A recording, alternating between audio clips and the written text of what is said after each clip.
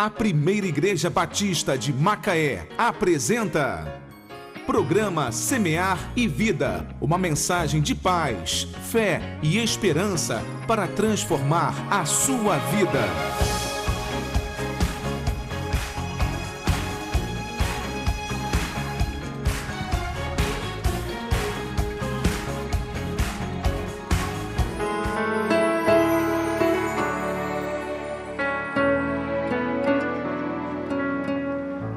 Dias bons já vivi, dos quais senti a vida em mim brilhar. Dias maus já vivi, dos quais provei do incerto e do pesar. Sim, eu aprendi a sobreviver no riso ou na dor, de joelhos sim, de joelhos sim.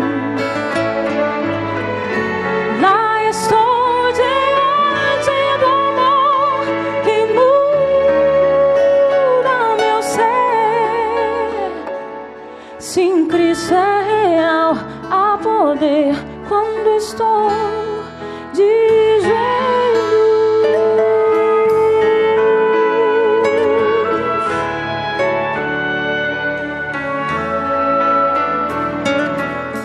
Posso estar muito só na multidão, seja como for, quando eu sei que preciso falar com Deus, Ele é Emmanuel.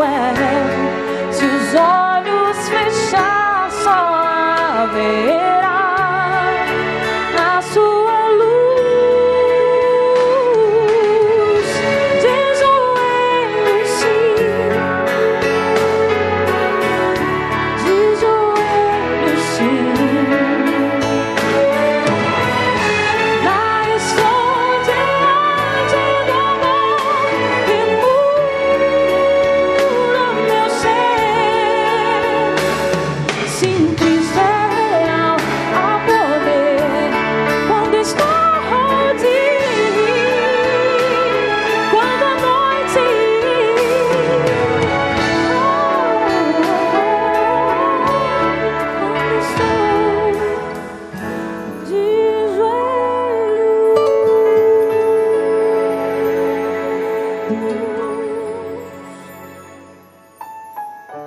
De joelhos sim, de joelhos sim. Lá estou diante do amor que muda meu ser. Sim, Cristo é real, há poder quando estou. Sim, Cristo é real, há poder quando estou.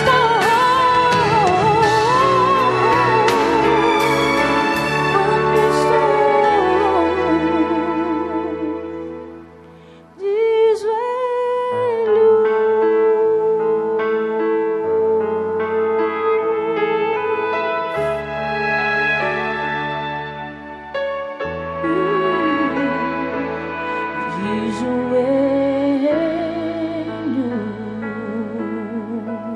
O conceito de Jesus de felicidade. O que o Senhor Jesus achava que era necessário na vida de alguém para que esta pessoa fosse verdadeiramente feliz.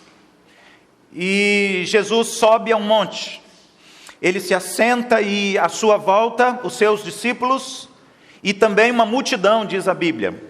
Jesus olha para aquelas pessoas, isso significa que Jesus tem uma empatia com aqueles que o seguiam, e movido de uma compaixão, de um amor muito grande, Jesus quer abençoar aquelas pessoas, e ele então começa a lhes ensinar. Em Mateus capítulo 5, capítulo 6 e capítulo 7, o Senhor Jesus faz essa pregação, esse sermão, essa mensagem, falando sobre o nosso relacionamento com Deus e falando sobre o nosso relacionamento com as pessoas.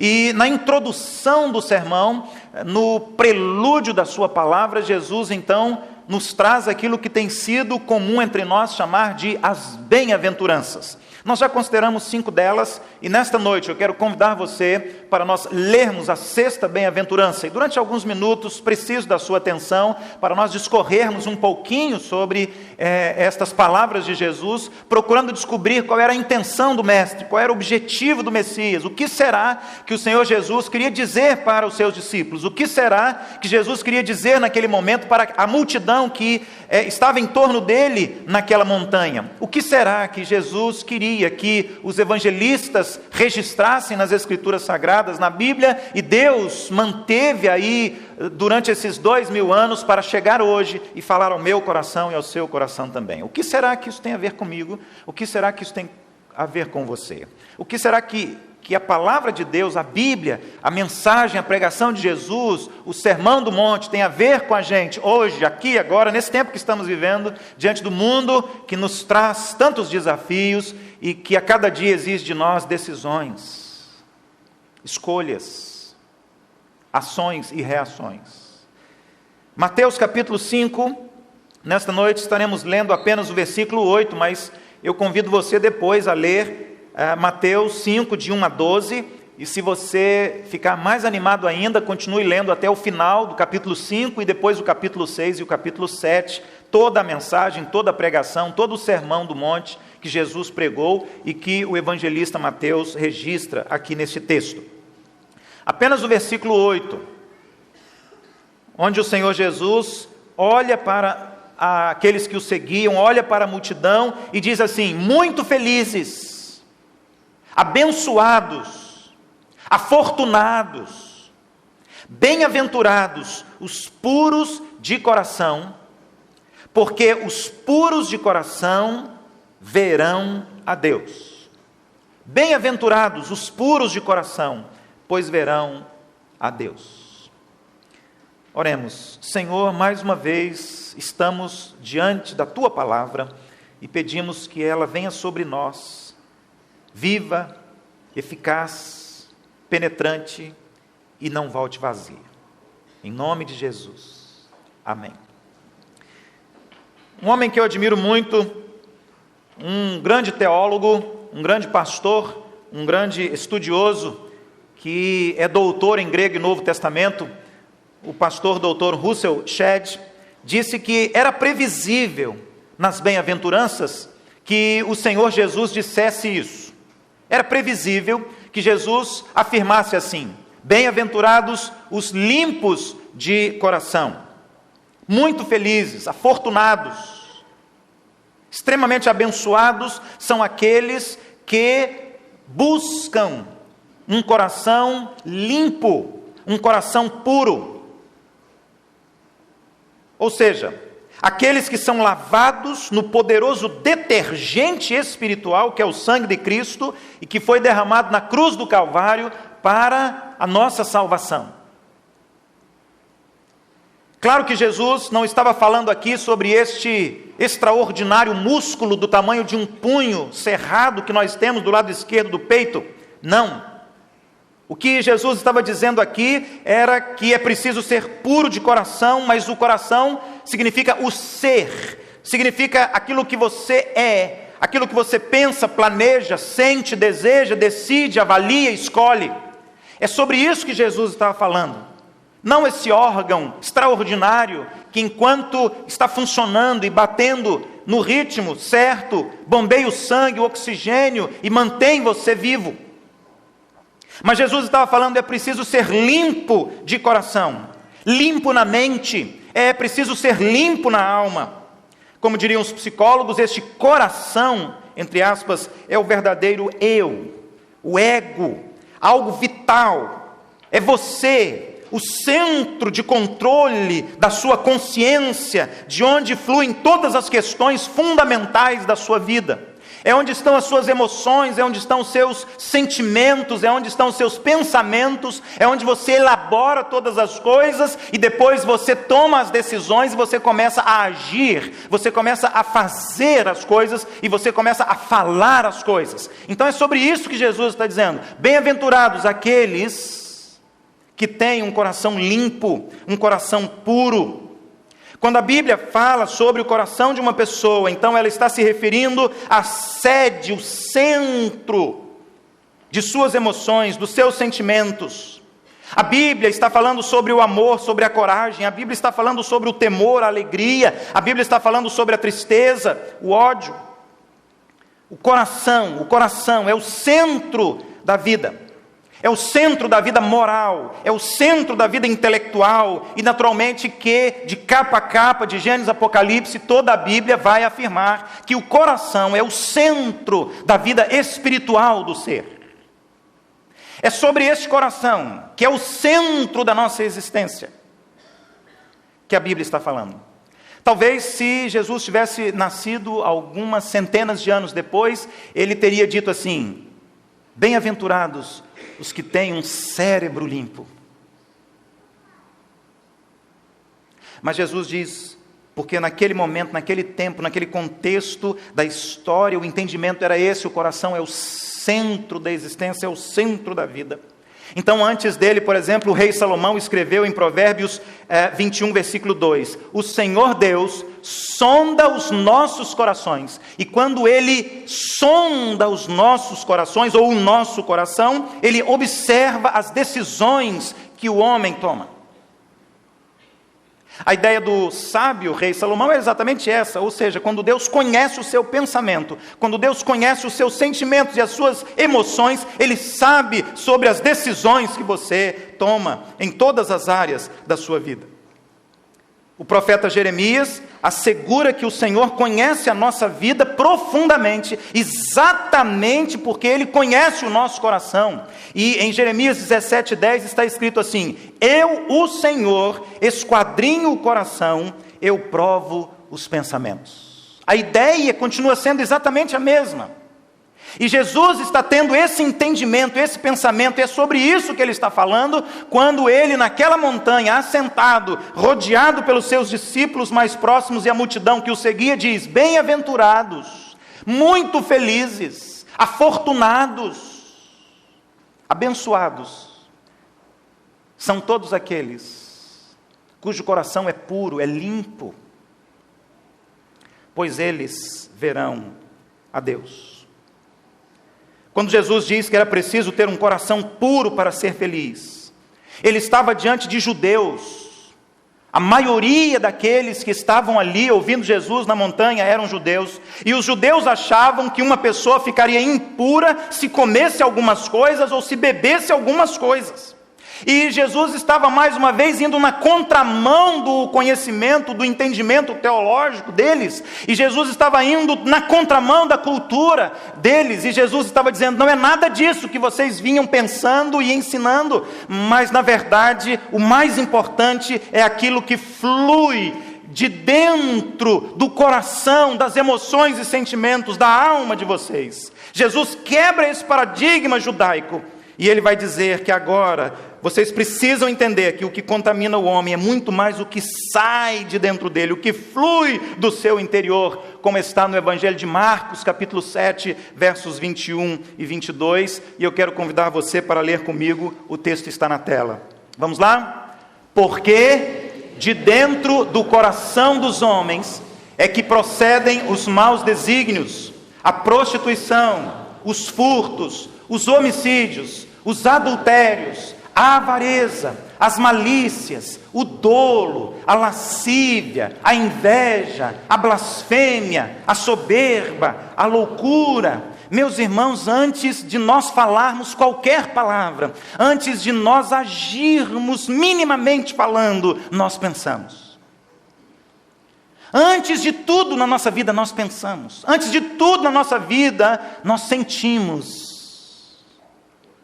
E tudo que nós falamos e tudo que nós fazemos de uma maneira direta ou indireta tem a ver com aquilo que pensamos e tem a ver com os nossos sentimentos e com as nossas emoções. E é exatamente assim que Jesus olha para eles e olha para nós hoje, para mim e para você. E ele diz: bem-aventurados aqueles que são limpos de coração. A palavra limpo, a palavra puro que está aqui no texto, no idioma original, no grego, era a palavra usada para algo que não foi modificado, para algo que não foi adulterado, não houve nenhuma mistura.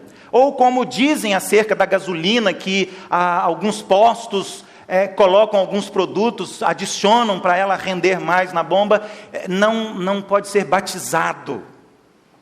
Essa é a palavra utilizada, sem mistura, sem qualquer substância estranha. Como o ouro puro, que não deve conter nenhuma mistura com nenhum outro metal. William Barclay ajuda a nossa compreensão dessa palavra limpo, puro, de uma outra forma muito interessante. E Barclay vai dizer o seguinte: seria como um exército que decide que vai expulsar das suas fileiras todos os soldados corruptos, fracos, covardes e incapazes, pois não deveriam estar ali fazendo parte daquele exército. Agora ouça, Paulo, o apóstolo, escrevendo aos Romanos, no capítulo 12, ele vai dizer assim: irmãos, rogo-vos, pela compaixão de Deus, que apresenteis os vossos corpos em sacrifício vivo, santo e agradável a Deus, que é o vosso culto racional. Agora preste atenção ainda mais, porque Paulo continua escrevendo e ele diz: e não vos conformeis com este mundo, não sejam conforme esse mundo, não sejam iguais a este mundo, mas transformai-vos pela mudança, pela renovação do vosso entendimento, da mente, do coração, do pensamento, das emoções, dos sentimentos, para que vocês consigam experimentar qual seja a boa, agradável e perfeita vontade de Deus. Puros de coração, limpos de coração, bem-aventurados, porque eles verão a Deus. Para ajudar ainda mais a nossa compreensão, eu listei aqui algumas respostas para a pergunta que eu mesmo fiz, e talvez muitos estejam olhando para cá agora e em silêncio fazendo para o pastor. Na prática, o que significa isto? O que será que Jesus Cristo tinha em mente quando ele falou para a multidão?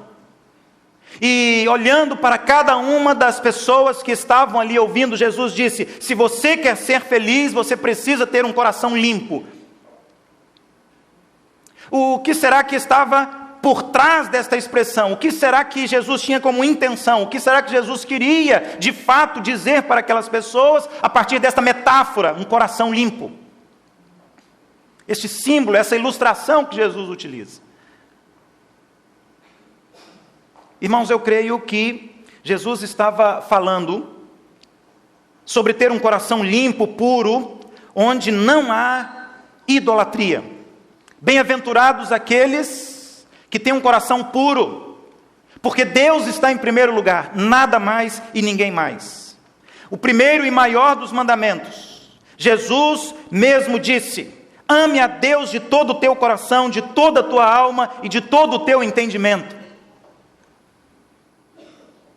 Porque se o seu coração está contaminado, se o seu coração está sujo, porque se o seu coração tem alguma substância estranha, e ele não está limpo, não está puro, então é muito provável que você esteja vivendo a experiência da idolatria. E você então poderia pensar agora assim: pastor, mas eu não tenho nenhuma imagem de escultura lá na minha casa, na parede do meu escritório, enfim. Mas muitas vezes a idolatria está relacionada, por exemplo, ao amor ao dinheiro, aos bens materiais. Às vezes a idolatria está relacionada a algum vício, algum mau hábito terrível que está desgraçando a sua vida.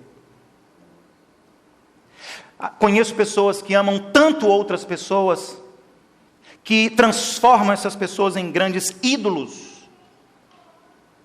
E há alguns que são ridículos, porque conseguem idolatrar coisas banais demais. Como, por exemplo, há alguns dias eu ouvindo uma entrevista, um torcedor do Corinthians expressando o seu amor idólatra pelo Corinthians e dizendo que o seu coração está 100% concentrado naquele time de futebol.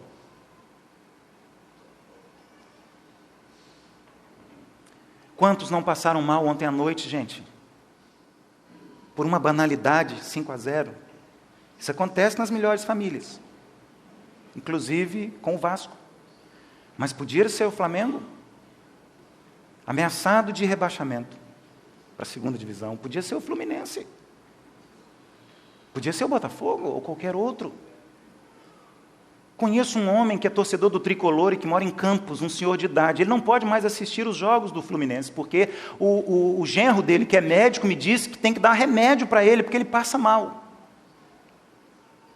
Um coração limpo, um coração puro. Aquele que em primeiro lugar ama a Deus.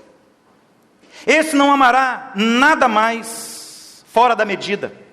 Não amará ninguém mais do que Deus, e portanto estará livre deste terrível pecado, que é o pecado da idolatria, que a Bíblia tanto condena. O profeta Ezequiel escreveu no capítulo 36, aspergirei água pura sobre vocês, e vocês ficarão purificados. De todas as suas imundícias e de todos os seus ídolos vos purificarei. E dar-vos-ei um coração novo, e porei dentro de vós um espírito novo. Tirarei de vocês o coração de pedra e vos darei coração de carne, porei dentro de vocês o meu espírito. E Jesus diz, bem-aventurados, limpos de coração, puros de coração, que não vivem a idolatria. Coração onde não há a idolatria, porque Deus está entronizado, Deus reina, Deus está em primeiro lugar, tudo mais é secundário e vem depois. Eu ouvi essa semana o testemunho de um pai que emocionou o meu coração. Um homem que disse assim, pastor, eu amo apaixonadamente a minha família, mas Deus ainda continua em primeiro lugar na minha vida. Ame o seu cônjuge apaixonadamente, ame os seus filhos, ame os seus pais e irmãos apaixonadamente, mas jamais permita que eles ocupem o lugar de Deus na sua existência. É sobre isso que Jesus está falando, um coração puro, limpo, que não tem mistura, que não tem outro espaço, que não divide nada com o mundo, nem as coisas do mundo, onde não há idolatria. Em segundo lugar, creio que o Senhor Jesus também estava querendo dizer para aquela multidão e para nós hoje aqui, sobre ter um coração limpo, puro, onde não há rebeldia. Na primeira carta de Pedro, ele diz o seguinte, tendo purificado a vossa alma pela vossa obediência à verdade. Purificado o coração, obedecendo à verdade. Jesus está dizendo, vocês devem ser limpos e puros de coração, ou seja, vocês devem obedecer à verdade, e a verdade é Cristo Jesus e a palavra de Deus. Um coração limpo e puro, porque ouve, porque entende e porque obedece à palavra de Deus. Quem ouve, entende e não coloca em prática, não tem um coração limpo, não tem um coração puro. Porque as impurezas do coração não permitem que ele consiga decodificar as informações que chegam dos céus, do Espírito Santo de Deus e que falam ao seu coração. Um coração que está impuro, que está sujo, nodeado pelo pecado, não consegue, e se consegue ouvir e entender, ele não tem forças para obedecer, para colocar em prática. Então Jesus está dizendo, coração limpo e puro, coração que não é rebelde, mas coração que é obediente. Uma obediência que deseja muito mais a vontade de Deus e muito menos a nossa própria vontade. Então, em outras palavras também, o que Jesus está querendo dizer aqui é que quando você começa a obedecer a sua própria vontade e fazer aquilo que você deseja, aquilo que você quer, as suas intenções, os seus projetos, os seus planos, o seu coração não está limpo, o seu coração não está puro.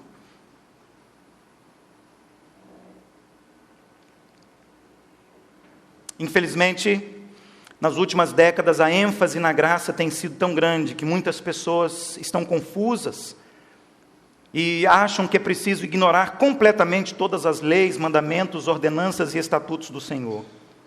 Mas esse é um grande e fatal engano.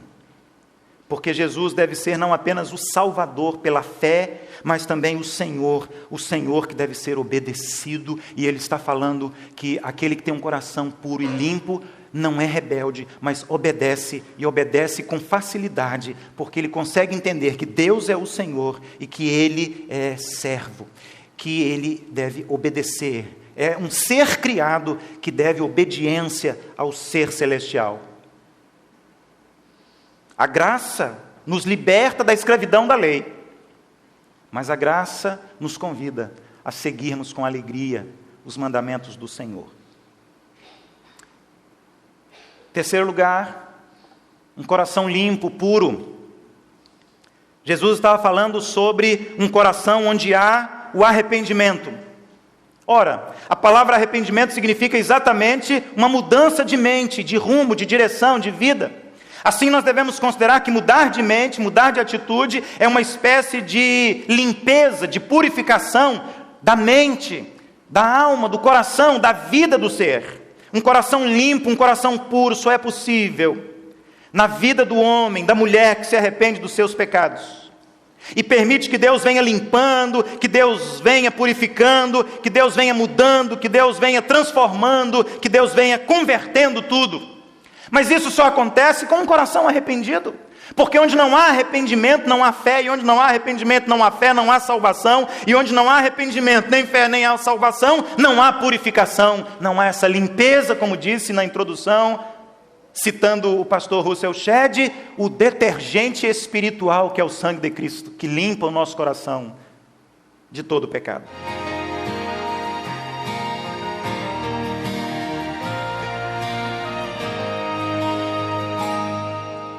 Luz das nações que dissipa as trevas, abre os meus olhos para ver. Lindo tu és, eu só quero adorar-te, dar os meus dias para ti. Vim para adorar-te, vim para prostrar-me, vim para dizer que és meu Deus, és totalmente amável, totalmente digno, és maravilhoso para mim.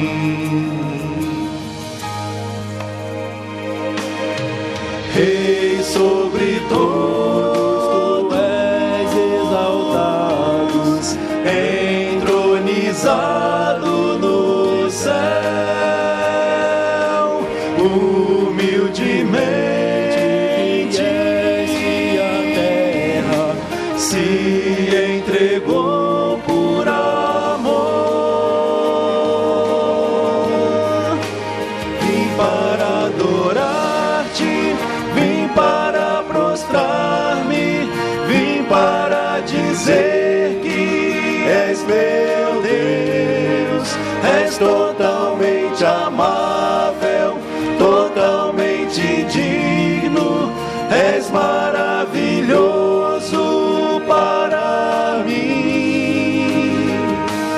Não saberei quanto custou ver meus pecados lá na cruz. Não saberei quanto custou ver meus pecados lá na cruz. Não saberei quanto custou ver meus pecados lá na cruz. Não saberei quanto custou.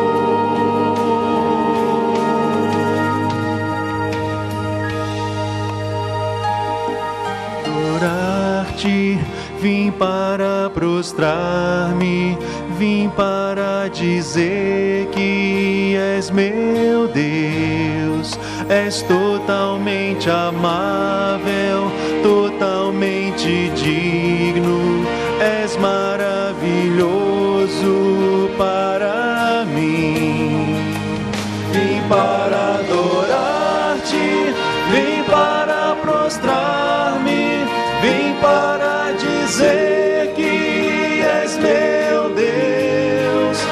és totalmente amável, totalmente digno, és maravilhoso para mim.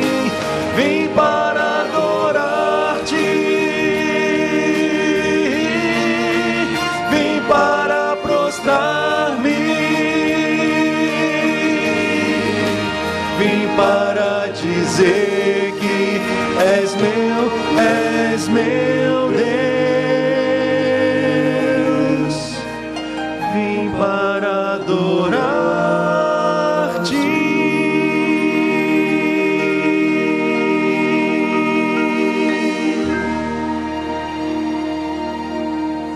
Meu nome é Ellen Rosa, pretendo trabalhar e estudar fora do Brasil e para isso o inglês é fundamental. Eu sou Luan Carvalho, atleta de jiu-jitsu, participo de competições ao redor do mundo. Ter um inglês de qualidade é necessário para mandar bem dentro e fora dos tatames. Meu nome é Marlon. Para trabalhar offshore, eu precisei ter inglês fluente. E quando estou embarcado, quase não falo português. No mundo em que vivemos, o inglês não é mais uma questão de escolha. O inglês diferencia você. Eu escolhi o melhor. Eu escolhi a American Insight.